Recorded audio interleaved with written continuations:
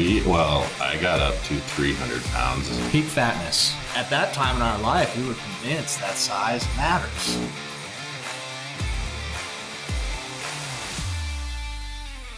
Welcome to the Forge and YO podcast. I'm Forge Master Ben, and with me is Chancellor Perry and Dr. Mike Alzheimer. What are we talking about today? Very sensitive topic, Ben. A question that's plagued mankind, especially man, for years and years. The question of, does size matter? We'll talk about that. But first, let's sniff. We only have one of these, so we're gonna have to share. So, tank, tank, shake, shake. Okay, you got yours. Yeah. Ready, Ben? Go deep. Yeah. Go deep. Does size matter? Yes.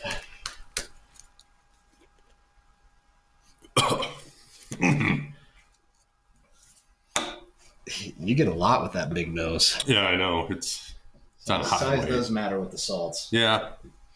But,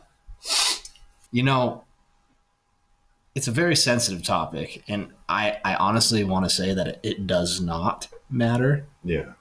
It's just what you just got to work with what you're given, right? Like you just got to make do. Yeah. Sometimes you just can't. You just have to accept that you're going to be forever small. You'll never be big enough. Yeah, you'll just never be big enough. We both struggled with this and battled with this for years. 1,000%. So obviously, we're talking about in body size in the realm of strength training, right? Like getting big and jacked. What were you guys thinking about? Yeah. Oh, I want to leave the episode. Yeah. Get your mind out of the gutter.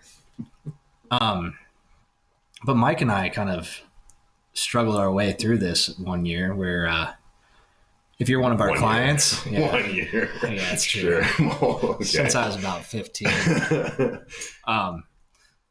you're one of our clients, you know that the tales of Fat Mike and Fat Chancellor. And the whole reason, what did we get up to, Mike? I got up to 300 pounds, and you got up to about 250. Yeah, at our peak. Yeah, peak fatness. Our biggest girthiness. And because at that time in our life, we were convinced that size matters, right? The bigger you are, the stronger you should theoretically be. Well, I feel like what we did is we tested this theory for you guys. Yeah. We're just trying to do you guys a favor. Yeah. So you don't have to eat a bowl of cereal before bed every night and have thinking chips before dinner, a whole bag of those. You don't have to get up every morning and eat McDonald's. We did all the hard work for you guys. It was hard work. Yeah. When did we start the bulk? Well, I think, and this is probably also due to the stress of opening the business, we kind of decided to, and just whenever we live together, this is kind of the case. Yeah. This has happened, again, more than once. But we were bulking pretty hard when we first moved back here in 2020. And when we're talking about hard bulking, I mean, we would stop in the middle of our workouts to go get ice cream. Mm-hmm. Yeah. And when I say stop in the middle, we would think we're coming back to lift, but then we'd get a bunch of ice cream and get tired, go to sleep. But it was, all in the pursuit of heavy numbers at the gym. Yeah. So, I think there's a pretty good story of one time I was peak fatness and I was walking out of the shower. Oh, this was the Bozeman days. Yeah. Yeah. Yes. I'm walking out of the shower and Michael's sitting on the couch and I just have my towel on and he looks at me and he's like, whoa, that's a lot of man right there. Dude, I seriously flipped. I was so pissed, dude, because one, I'm already showering without looking into the mirror. I would open the medicine cabinets so I didn't have to look at myself naked because I was just so disappointed in myself with how far I've taken this bulk. And I'm kind of quickly strutting to my bedroom and Michael's like, that's a lot of man. So I'm like, shut up. And I run and I slam the door. And then right as I slam the door, there was a mirror on the back of the door. And I was just literally put some underwear on. And I opened the door. I was like, I can't do this anymore, Michael. I have to stop the bulk. He's like, all right, well then I win. And he's just sitting over there eating a bag of chips. And I'm just I had to take a stress nap. Yeah, you passed out. So upset. Yeah. And then you were like, why don't you take off your shirt, Mike? Yeah, no, leave me alone. And I ran to my room. Yeah. But Well, for a while it did work. Yeah, so there is an aspect of it where, and in our pursuit of strength, there is a benefit, obviously, to, and why everyone has been through a time where they do a surplus or a bulk. Yeah. But I think this is with a grain of salt, and this is the big, heavy, salt-induced, bloated grain of salt we had. I can confidently say that if you are trying to gain a little bit of weight, I have tested the theory, and Michael's tested it too.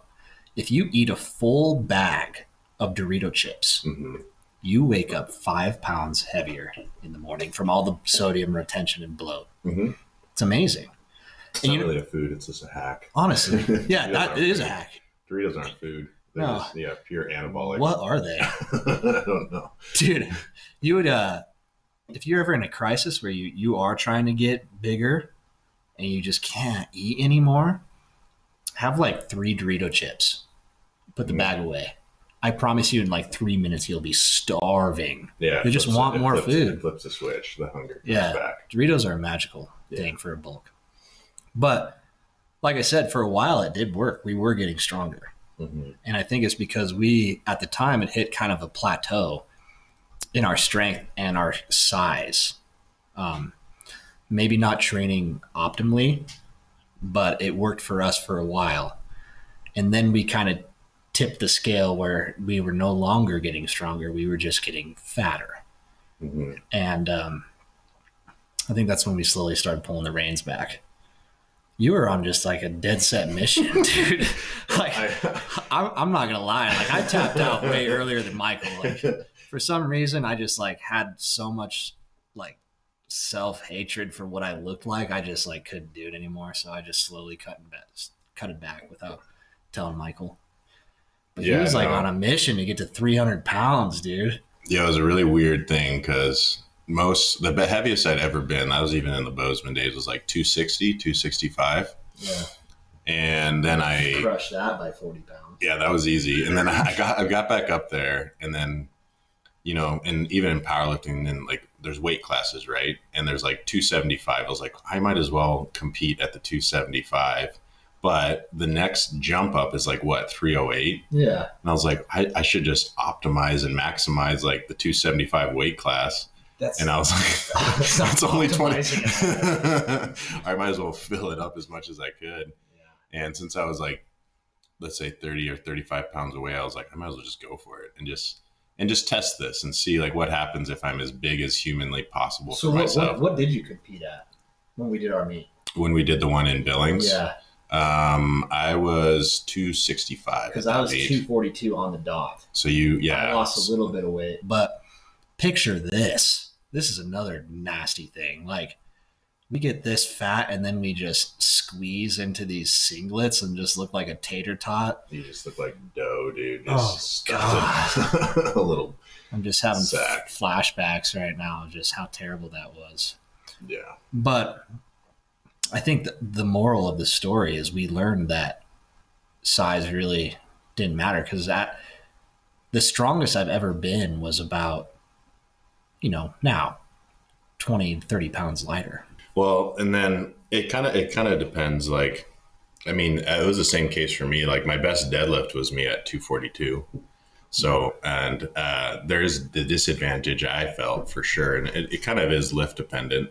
Like on the deadlifts, I suffered being that big. Well, yeah, your gut runs into like, you can't really hinge over well. But dude, during a squat, it was helpful. Dude, you get a little balance off the bottom. You hit like a spring down there. Yeah. Yeah, being heavier and squatting is awesome. It feels good. And the bench, I think that's always been some carryover there. The bigger this gets, the less you have to go. So obviously the bench goes on. Yeah. I think out of the 3 movements for me, it was, for a while, my bench was the biggest one. That would scale with my body weight. The heavier I got, the stronger my bench went up. I think just throwing in some other implementation in my training is what helped me get to that 500-pound press. Yeah. A lot of overload, bands, chains, slingshots to build confidence.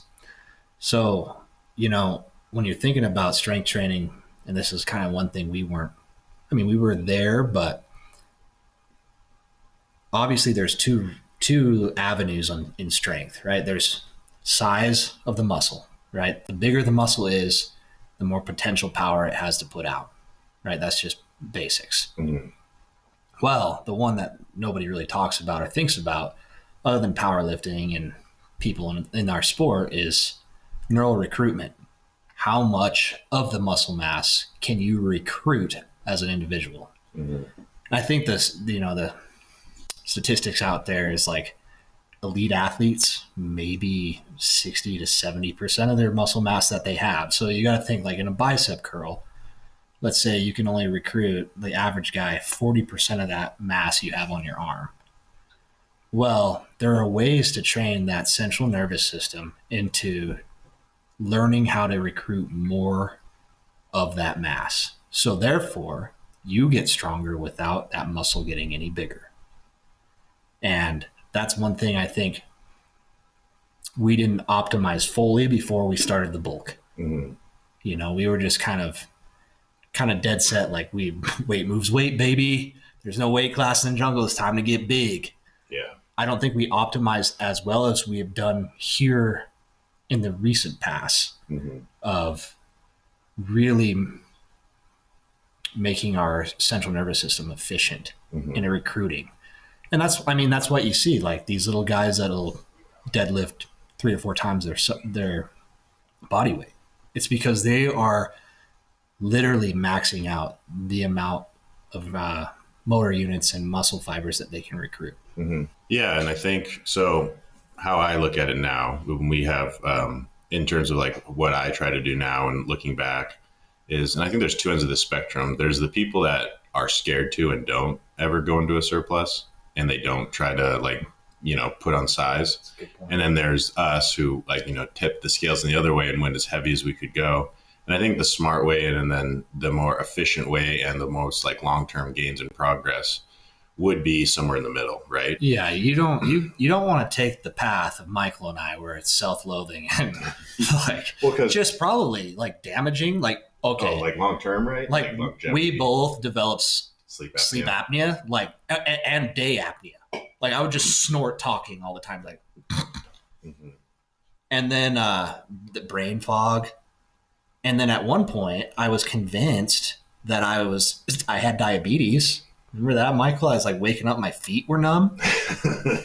That is terrifying, dude. You get to that level and you step out of bed in the morning, your feet are like pins and needles, dude. I was like, Michael, I'm pretty sure we're taking this too far. I think I just gave myself diabetes, which I got checked and I was borderline.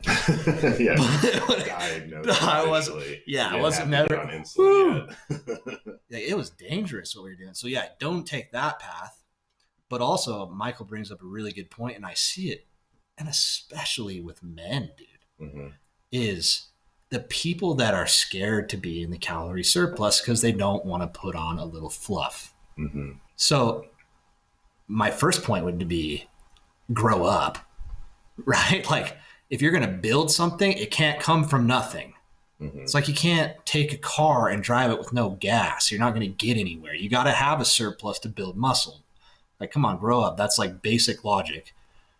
But 2, do it in a smart way. There's ways to gain weight that the ratio, let's say for every 10 pounds that you gain, you can do it the bad way where 7 of those pounds is fat and 3 pounds of that is lean muscle.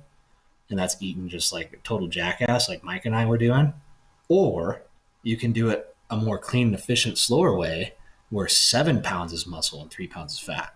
No matter what, you're putting on fat. So just get over that. You're not going to just put on the lean muscle without the fat. And that's why anybody that comes to me their first day is yeah, dude, I just want to cut some fat and build some muscle. I'm impossible. You can't do it. Sorry. Mm-hmm. You need to build a little bit, and you're gonna get a little fat, and then we'll trim the fat. We can't have this training system that's going both ways, working against each other. Yeah, and that's where I think, again, meeting in the middle, I think we would all agree, and I think the science or even personal experience would agree, then it just makes sense, as Chancellor was saying, the surplus is very beneficial. in terms of recoverability and the ability to put on muscle. And as Chancellor said, a muscle, one, there's like two aspects, like you said. You can either increase the size, cross-sectional area, so that a bigger muscle can contract more, or you can increase the efficiency in like the neural drive, right? Yeah. But if you aren't allowing yourself to be in a surplus at any point in your training, or you go so long with just maintaining, right? Yeah. Then that cross-sectional area is going to eventually peak out. You're not going to get any more muscle size. So ideally you want to be doing both. Yeah. And you always want to, what I think we ran into is, like Chancellor said, is we took the bulks too long. So I think phasing it out where there are dedicated times, which I think, let's say, looking at a year-long period, a majority of your time should be a surplus. Yeah. And breaking it into chunks where you don't go as far as we did, as long as we did. Because like my bulk was well over a year, and it's like it's a lifetime. Dude. Yeah, and it took off years probably. Yeah. But the smarter way to go about that is to look at your training and designate times where you want to, and your training can reflect it too, and like in terms of the volume, the work you're doing, how hard you can push the weight, because the recoverability when you have that surplus is always better, obviously, logically. So that's the time of your programming in the year where you're going to be deliberately in a surplus, and knowing that you will put on some fat with the surplus and with the muscle gain, but the muscle is not going to come from anywhere or nowhere. Like Chancellor said. So I think having a good balance and perspective and like designated times, and it kind of depends on the person, like their training history and like where they're at. But, what would you say in terms of like a recommended minimum bulk? Like, because like if you're bulking for a month, not enough in my opinion. No. Honestly, for me, it's like depending on how much you're trying to gain is huge. So let's say you want to put on 20 pounds, right?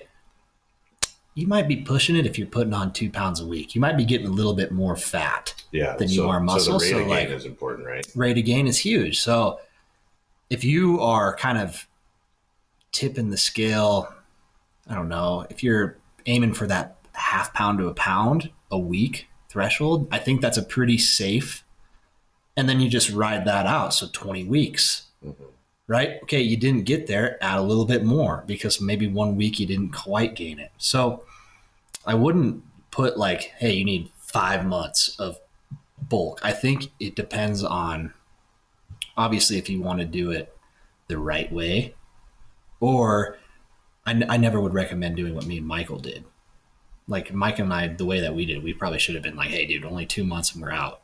Yeah. Like the way that we're hard. where we're putting on 2-3 pounds a week. Yeah. Right. But yeah, I think you kind of judge the time off of that, how fast you're putting it on. And it's the same with cutting, right? Because in reverse, when you cut, you're going to lose muscle mass, which you're trying to hold on to. That's just a given. You're going to lose some, right? So you don't want to be losing that 2 pounds a week, because now you're going to be losing muscle instead of the fat that you want. Yeah. So I'd look at it as how much are you losing per week and make your calculations that way.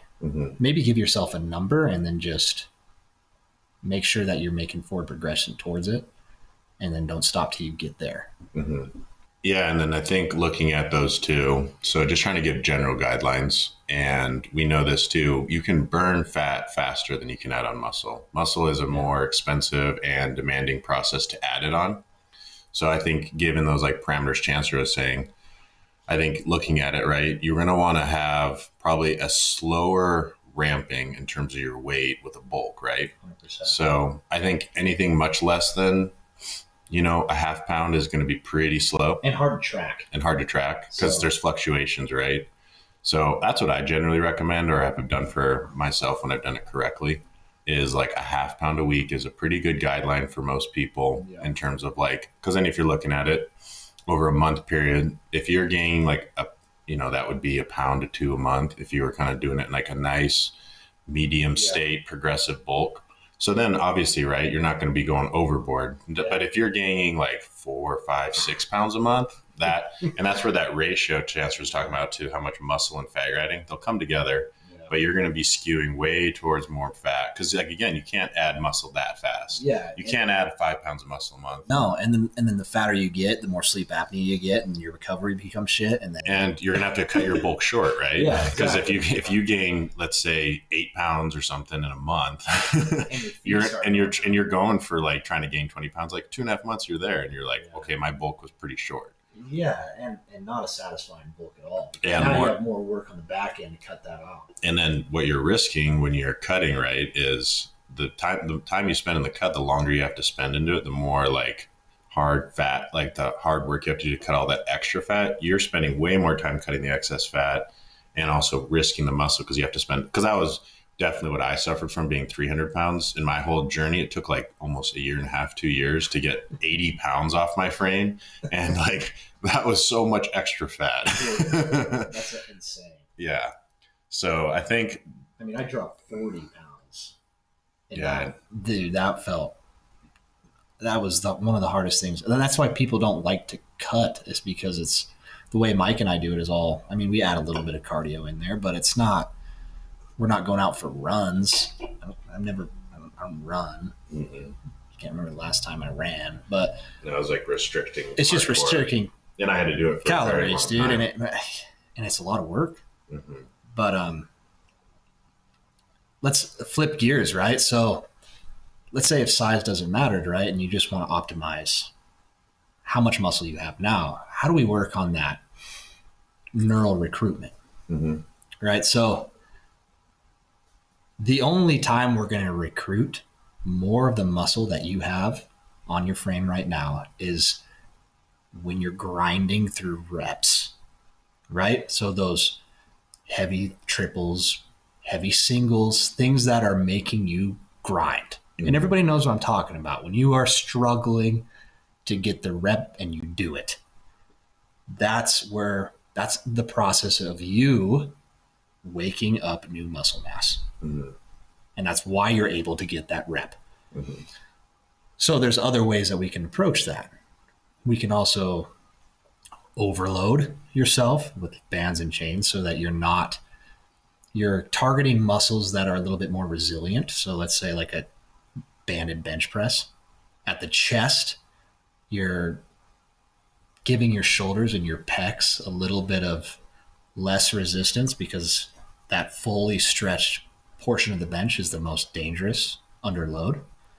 But as you're pushing up, now you're overloading the triceps and making them push against weight that they have not done before, and they're having to grind. So now you are learning how to contract the muscle you already have and grind through that rep, also by being safe on your shoulder joints. Mm-hmm.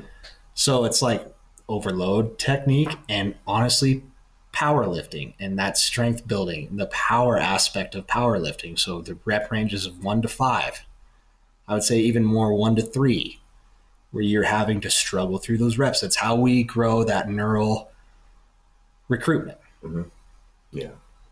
Yeah, because at lighter weights and when you don't have to push into a weight that's that maximally heavy, that's more of like a fatigue thing versus like the pump up muscle, right? We're damaging the muscle that we're using already, because if that muscle with 40% of your bicep is working to do 20 reps, you're not going to recruit more doing 22 reps, mm-hmm. right? It's got to feel heavier weight so it can lift more. Mm-hmm. But that's why, obviously Mike and I are a little biased, but we think conjugate method is king in terms of does size matter, because I feel like it makes even smaller athletes more powerful, mm-hmm. because you're working speed, you're working overload, you're working technique, you are working a conglomerate of everything that's going to make you more athletic and powerful without making you have to bulk for years and be a giant. Yeah. Yeah. Well, and I think too, when you do get that into perspective and start thinking about that neural recruitment, right? Like you will be, and this is, I think you want in the long term, the most bang for your buck for the muscle that you do have, right? So that it's not where you're always having to like use it's almost like a cheat where it's like, I'm trying to use the extra size and surplus to help me recover, get stronger. But you want to, in the long run, if you look at the whole longevity of your career, it's like you want to, I think, ideally, right, have a body composition where it's like the strongest with the most muscle and the leanest you can be at that weight, right? 100%. And so I think incorporating those things that Chancellor was talking about, you want to be as strong as you can at each weight. And if that's when you're running into a limit, that's when it's like, okay, I need a phase to add on more muscle, and then repeat that whole process of like maximally recruiting and the new muscle that you added, learning to integrate that, right? So that new muscle you added is optimized as much as you can for recruitment. Yeah. You know, when someone first starts, you get the newbie gains. Mm-hmm. They're not getting any bigger, but they're getting stronger. That's because they're coming from such a low threshold of neural recruitment, and even like a 5%, 10% increase with the muscle that they have or waking up. I mean, it can happen quickly in the beginning, but as that muscle will be and the size that you hold, and if you're in your maintenance for too long, it gets harder and harder to recruit more. Mm-hmm. It's like you don't just perpetually lift heavier and grind forever. You know, things are going to break down. Obviously, well, that's where overuse and tear. That's where I think size does affect it. But I think what I find, and my theory as to why like the being in a surplus is more beneficial, is again more from a recoverability standpoint. 100%. Because the amount that work you can put into and then recover from that work, that's where I think a lot of the benefit of the bulk comes from. For sure, like the slow process of gaining muscle is helpful, but more so than that, like having these times where you're really, really recovered. Because if you're, let's say, doing what you're saying, where you're grinding really hard, pushing, but you are forever in a deficit or even just maintenance, you are making that adaptation even much more difficult to attain. Oh, it sucks too. Like you will just burn yourself into the ground. You will dig a rut of fatigue you cannot recover from. You're going to be sleeping for days and still wake up tired. Mm-hmm. Because you just don't have the calories to repair and grow. Mm-hmm. That's all calories are at the end of the day, is going to help you repair and grow. And you need that rest time. So this is where I think if people are listening and thinking about their own program or why they're plateauing, right? I think our recommendation based on this conversation is whether, you know, maybe your reasons are like you're a girl and you don't want to get bulky, or a guy that doesn't want to put on the fluff, right? You're not going to get bulky. Yes. No. Sorry. It takes a lot of work. But yeah, either or, both of them are going to benefit, and would strongly recommend to have times where you are deliberately in a slight surplus, right? This moderate surplus where you're looking into and allowing yourself to recover, and therefore be able to push the weight harder and recover from the workouts, and pushing your the intensity up so you can recover from that increased intensity. Yeah. Like we were literally giving you permission to eat ice cream at night. Like how hard is that? That is my favorite part of the day, is the ice cream I get before bed. Mm-hmm. Still, like I still eat ice cream before bed, like almost every night, dude. Mm-hmm. I just got my body fat tested at 12 and 12.8, which is not great, but it's not terrible. No. But yeah, like Mike was saying, you got to be in that surplus. And women, like, you want to build an ass, you got to be in a surplus. Mm-hmm. You want to get rid of the flabby cheeks, you got to build muscle, right? Mm-hmm. So it's like, eat. Don't be so afraid of food. I feel like people have this just bad relationship. So bad, man. Mm-hmm. Like, who cares? And dude, honestly, in my opinion, I think it's Instagram. Yeah. I think it's social media. It just like skews everybody's opinions of what they should look like. But, you know, everybody's different, and like, you know, it sounds super like cheesy, but it's like, just be proud of where you're at and just put the effort. And if you put that effort in, you're going to get results. And maybe part of your effort is just convincing yourself that you need a little bit more calories so that you can recover. And it's a huge thing, and it's scary for most, especially for girls. And guys, come on, seriously? What kind of man is scared of food? Yeah. That is like top 2 most important priorities in my life. We don't want to talk about the other one. It's another topic of size doesn't matter. Yeah. But in the terms of this context, I think we do and encourage like the bulk. Like, it is a necessary part in long-term progress. And I think the people that we see in the gym that aren't making progress have been going to the gym for years is because they neglect and don't incorporate this strategy and these phases of a deliberate surplus. Yeah. So this, and I think too, if you give yourself parameters where I think when we were talking earlier, like how long to do this or how much to gain, I would agree that a month is too short, but I would at least say 8, 12 plus weeks, depending on how much size you want to get. But you knowing that is, if you, let's say you are hesitant and worried about the exercises, like just do a 2-month one where you're gaining a half a pound, right? So if you're gaining a half a pound, which is 2 pounds a month, right? It's like you're going to gain, if you do, let's say like 8 weeks, it's like you're going to gain 4 pounds. Yeah, one good poop and that's fine. But it's like, but just like a 2-month, just as like a tester, right? So if you want to kind of push your limits and, or, push your boundary of what you're comfortable with, it's like, just start really small and do this 8-week deliberate surplus where you're gaining like a half pound a week. So that's 2 pounds a month. So you'll just do this and gain 4 pounds. Nobody is ever going to notice a 4-pound change on your frame. Yeah. But you'll see and hopefully experience like the better workouts, the better recovery, the better pumps, and you'll know, right? If you do it nice, slow delivery, like I'll be adding muscle in this process as well, with like the protein high enough and the correct diet. Because, dude, it's insanity to be working so hard in the gym and not be progressing. Yeah. Like, right? If you're always at maintenance or in a deficit, it's like, are you truly strength training? Or are you just trying to lose weight always? Yeah. To what? And if you don't have anything built up underneath the weight you have, you're just going to cut away and be skinny fat. No one likes skinny fat. Skinny fat is the worst. Well, in the long term, your body well,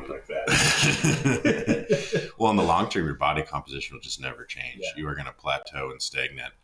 And I think if you do these deliberate efforts of muscle gain and following it up with times where we do cut off the fluff that we gain, the long-term benefit of that is this ratio of fat to muscle that you gain, right? Yeah. So with more muscle and, cutting the excess fat with it, you will have a better physique, and you'll have, which is cool about adding muscle, right?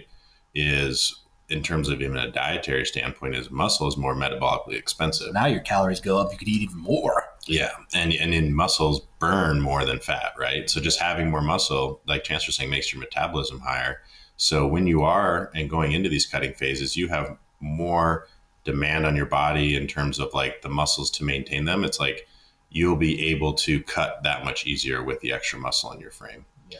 So when we look at people and you hear about it as we age, that like our metabolism slows down. The real reason for that is muscle mass. Fat and lost your muscle mass. So maintaining a healthy long-term picture of like gaining more muscle mass in your years of exercise and training and muscle mass is tied most strongly almost than anything for like longevity and health, right? How long you live. And so if you are working and doing all this, in the gym and not gaining more muscle because you're not allowing yourself to put on the muscle size with a slight surplus, then you are just spinning your wheels and lacking the benefit for longevity, progress in the gym, strength, etc., without putting on the actual extra muscle. Like I said, isn't that the exact definition of insanity? Doing the same thing over and over again, expecting a different result, just getting the same one. Yeah. But yeah, I think, in terms of does size matter? It doesn't when you're talking about strength. But I do think that at a certain point, you're going to have to be in a surplus, and then you're going to have to cut back down. So you can stay the same size that you are, but there needs to be bulk and cut seasons. Well, this is what people do in powerlifting, right? Yeah. They have a weight class, and what I recommend is trying to work up into a weight class where you're strongest at. You'll probably find a certain weight where you're strongest, right? Yeah. Like I'm not any stronger at 275. I'm actually stronger more in the 240s. Yeah. So it's like, that's where it's like, okay, I know I overdid it because I'm not any stronger at 275. Yeah. So you'll find, let's say you find your sweet spot where it's like, at this weight, I feel my strongest, feel my best. Our blood pressure was stronger when we were yeah. Those are the PRs I was pushing. The heart was working hard. Yeah. But, let's say, for example, like in our example, like 242 is my optimal weight class, right? 220 is mine, yeah.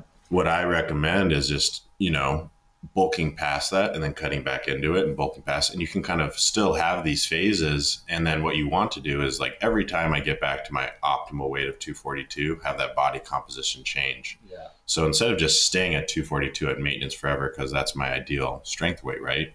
I should allow myself and have a season and period where I get past 242 and then cut back down. And then if I do cycles and keep on repeating that through the years, every time at a 242, like you'll have a different body composition, more muscle, leaner, more muscle, leaner. Yeah.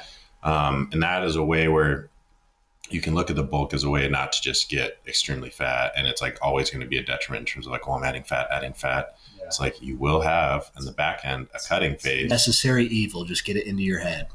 So if you're like just from your personal preference or again, where you're more optimal for your strength, it's like still allow yourself to have seasons of getting past it and then cutting back down to it, and then have the goal of just having your body composition change every time you go back into that original weight. So you don't have to turn into big, lard, 300-pound monsters like we were. And be pre-diabetic and Okay, so let's use me as an example. So I've been hitting like a 205 plateau on my bench right now, right?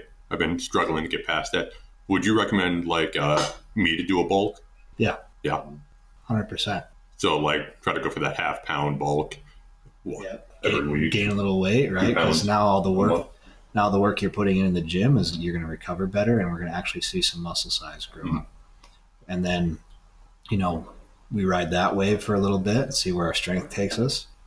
And then when you get to the point where you're kind of uncomfortable, maybe you just want to cut down, then you can't really focus so much on strength. Because here's the thing, it's extremely hard to maintain peak strength in a cut. I would say if you're doing it right, you can be about 85 to 90% of your all-time best in a good cut. When you're talking about numbers on the bar. So 205 bench press, you're like, if you're in a pretty decent cut, 180, you should be able to get that.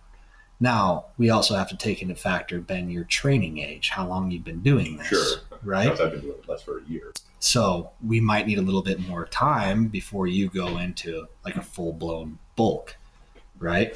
I do think more calories in your sake is, like Michael said, is going to help recovery and just give you better energy in the gym to perform better.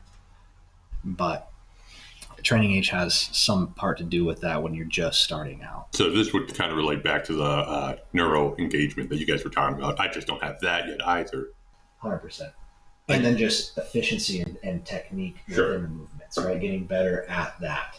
Then you'll see the strength come up too, just being more efficient. I guess this is probably useful to kind of put that in perspective too, because there's different cases and scenarios, right?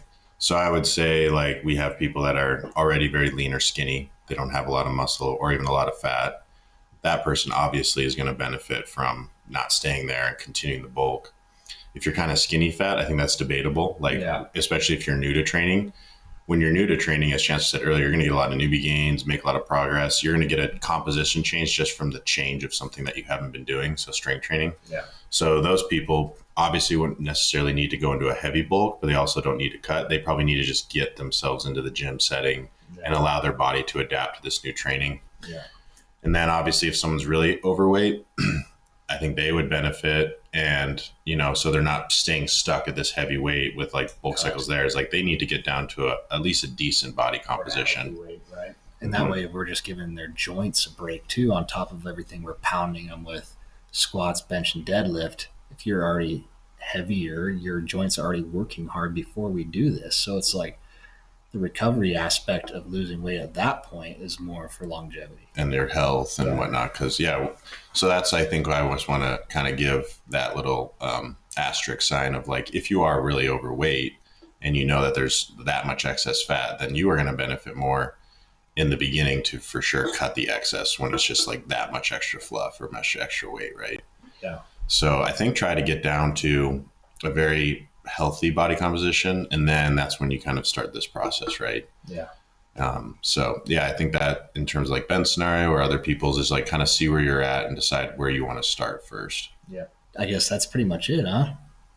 I think as far as does size matter, well, apparently if you're a man in this, no, it doesn't matter, because no girl cares about muscle mass. This has been proven. this week. Chancellor tested this theory. Yeah. Everybody's got crush on all these Hollywood stars that are pencil necks, and even my own fiance likes a pencil neck, and I am the exact opposite. I am just a bloat god. So, but no, I really think it's just like trying to optimize what you have right now, and if you need advice on where to go from there, come talk to me or Mike or even Mason. Mason, I think he could handle that, right? He cuts. Has he cut? He's cut once or twice. He's cut just over. He's very good at bulking, though. He might be the pro. Yeah. But if you guys have nothing else to say, I think that wraps it up. That wraps it up for me. It's still a mystery. At the end of the day, build yourself, conquer adversity, repeat daily. Do these things, and you will lead a great life. Punch the mic. This has been the Fortune and Wild podcast. Thanks for watching. Follow us on YouTube, Twitter, Instagram, Facebook. We're also on Spotify. I think that's everything. Buy a shirt. Thanks. Bye.